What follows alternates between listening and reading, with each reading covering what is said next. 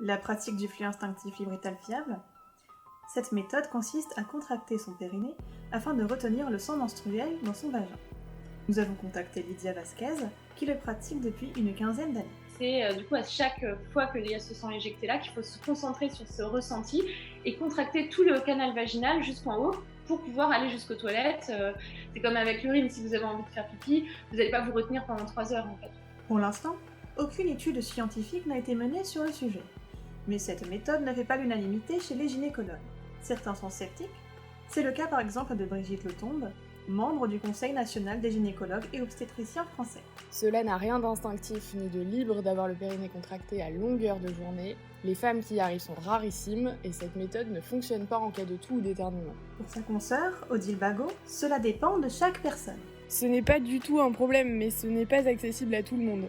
Je vois 30 périnées par jour, ils ne sont pas tous capables de faire ça. Une femme qui a un flux abondant ne peut pas faire le flux instinctif. Tout le monde n'a pas les mêmes règles, surtout celles qui ont un stérilet cuivre. C'est bien pour les femmes sous pilule qui ont des petites règles, mais ce n'est pas non plus pour celles qui ne contrôlent pas leur périnée, comme celles qui ont accouché ou qui ont eu plusieurs enfants et qui ont un périnée pas très tonique. Au-delà des contraintes physiques, la pratique du flux instinctif libre demande un cadre de vie particulier, ainsi qu'un accès régulier aux toilettes. C'est ce que nous explique Claire, youtubeuse et ancienne pratiquante. Je travaille à la maison, donc quand j'ai commencé c'était assez facile, j'avais accès au WC quand je voulais. Quand j'ai commencé à bouger un peu plus, à emmener ma fille à l'école, c'est vraiment une question de ressenti et de motivation personnelle. Le but, c'est de vivre ces règles de la manière la plus agréable possible, il n'y a pas de normes ou de règles à suivre.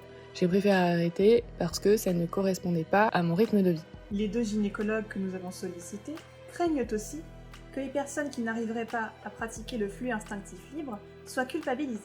Sans études scientifiques, le flux instinctif libre reste une méthode empirique et aucune analyse ne nous permet de certifier ou de réfuter sa fiabilité.